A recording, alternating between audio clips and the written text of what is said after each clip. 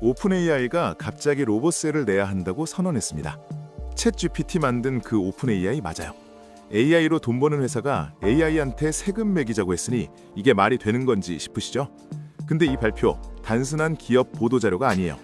초지능 시대가 코앞에 왔다는 오픈AI 스스로의 경고장이거든요.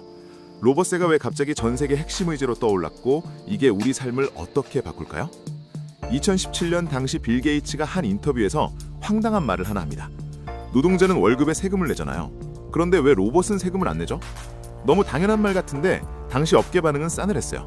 기술 혁신 막을 셈이냐며 집중 포화를 맞았죠. 그로부터 8년이 흘렀습니다. 지금은 분위기가 완전히 달라요.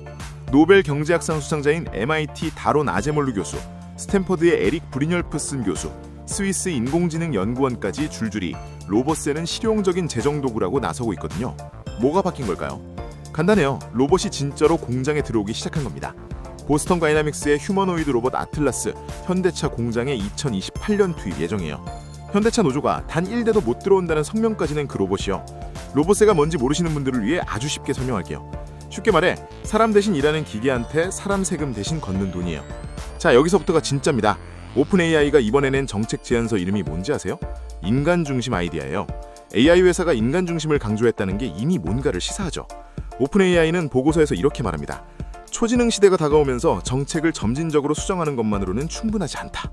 이거 상당히 무서운 말이에요. 조금씩 고쳐선 안 된다. 판을 통째로 뒤집어야 한다는 얘기거든요. 오픈AI가 제안한 내용들을 보면 세 가지 축이 있어요. 첫째, 세금 구조 바꾸기. 둘째, 노동 방식 바꾸기. 셋째, 부의 분배 방식 바꾸기. 세금 얘기부터 할게요. 오픈AI는 자본 이득세, 법인세, AI 기반 수익세, 그리고 자동화 노동세 즉 로봇세를 높이거나 새로 만들자고 했어요. AI가 기업 이익은 키우지만 노동소득은 줄여서 세금 기반이 무너진다는 거죠. 파이는 커지는데 나눌 사람이 없어지는 구조예요. 두 번째는 주 32시간, 주 4일 근무제예요. 임금 삭감 없이요. 이게 왜 나왔냐면 AI로 생산성이 올라갔잖아요. 그 이득을 기업이 독식하지 말고 노동자한테 돌려주자는 거예요. 맥킨지 연구 보면 생성형 AI라 회의, 문서 작성, 데이터 분석 같은 단순 반복 업무를 대체하면서 직원 한 명당 주당 평균 10시간 이상을 아꼈다고 해요. 그 10시간 누가 가져가고 있냐는 거죠. 세 번째가 가장 파격적이에요. 공공기금 조성입니다.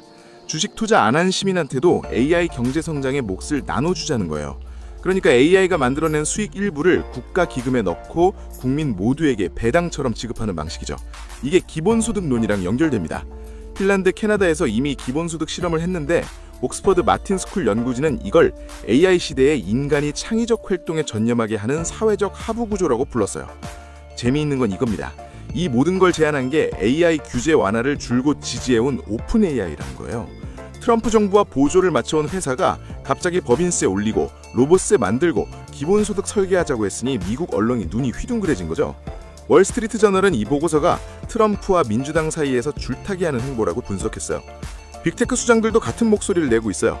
줌 CEO 에릭 유아는 AI가 삶을 더 좋게 만들면 왜 주 5일을 일해야 하냐고 했고 엔비디아 젠슨 황은 주 4일제가 될 가능성이 크다고 했어요. 빌 게이츠는 10년 내에 주 2, 3일 근무도 가능하다고 했고 일론 머스크는 한술 더 떠 10년에서 20년 안에 이 일 자체가 선택사항이 될 것이라고까지 했죠. 이 사람들이 다 헛소리하는 걸까요? 아니면 진짜 그런 세상이 오는 걸까요? 실제 사례가 있어요. 미국 소프트웨어 스타트업 컨빅셔널한 AI 자동화 이동 후 주 32시간 근무제를 시행하면서 생산성을 유지했어요.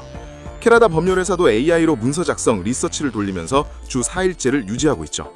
SHRM 조사에서 주 4일제 운영 기업 중 29%가 AI를 적극 도입했고 5일제 기업의 AI 활용도는 상대적으로 낮았어요.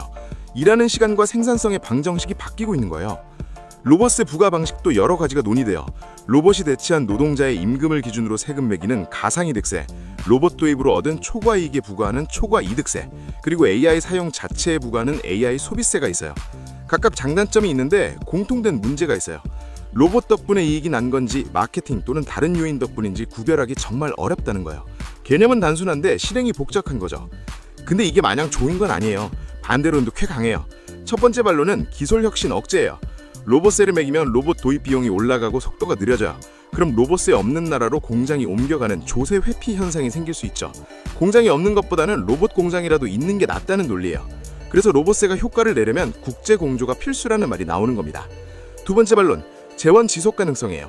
로봇세만으로 기본소득 같은 대규모 복지를 감당하기엔 택도 없이 부족하다는 거죠. 결국 보편 증세로 이어질 수밖에 없다는 거죠.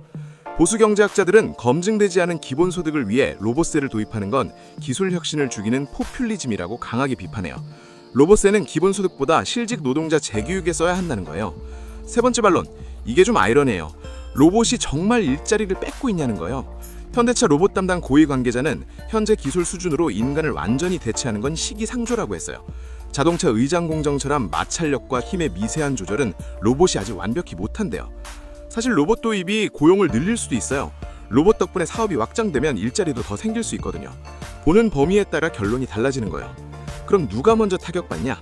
스탠퍼드 연구팀이 미국 최대 결합 솔루션 기업 ADP 데이터로 분석했더니 AI에 노출된 직무에서 특히 22에서 25세 청년 고용이 줄고 있었다는 거예요. 개발자, 규숙, 거스 같은 직군에서. 왜 청년이냐? 현직자를 바로 자르기는 쉽지만 신규 채용을 줄이는 건 쉬우니까요. AI와 로봇은 현재 노동자를 해고하는 게 아니라 미래 노동자를 처음부터 고용하지 않는 방식으로 일자리를 줄이고 있는 거예요. 이게 왜 문제냐? 올해 1분기 미국 IT 기업에서 해고가 5만 2천 건 발생했어요. 전년 대비 40% 증가, 2023년 최대 규모예요. 이 중 AI가 해고 사유로 지목된 건 25%, 즉 1만 5천 건이에요. 불과 2달 전만 해도 AI 관련 해고 비중이 10%였는데 한 달 사이 2배가 됐어요. 아직 시작도 아니라는 거죠. 이상한 점 못 느끼셨나요? 주 4일제가 가능하다는 낙관론이 나오는 동시에 AI 해고가 급증하고 있다는 거예요. 모순처럼 보이지만 사실 같은 현상의 두 얼굴이에요. AI가 생산성을 높인 건 맞는데 그 이득이 노동시간 단축으로 가는 게 아니라 인력 감축으로 가고 있는 거죠. 주 4일제가 되느냐, 해고가 되느냐는 기술의 문제가 아니라 선택의 문제예요. 기업이, 정부가, 사회가 어떤 선택을 하느냐에 달려있는 거예요.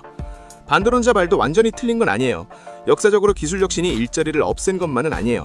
단연기지가 배 짜는 사람 일자리를 없앴지만 결국 더 많은 일자리가 생겼죠. 문제는 전환 기간이에요.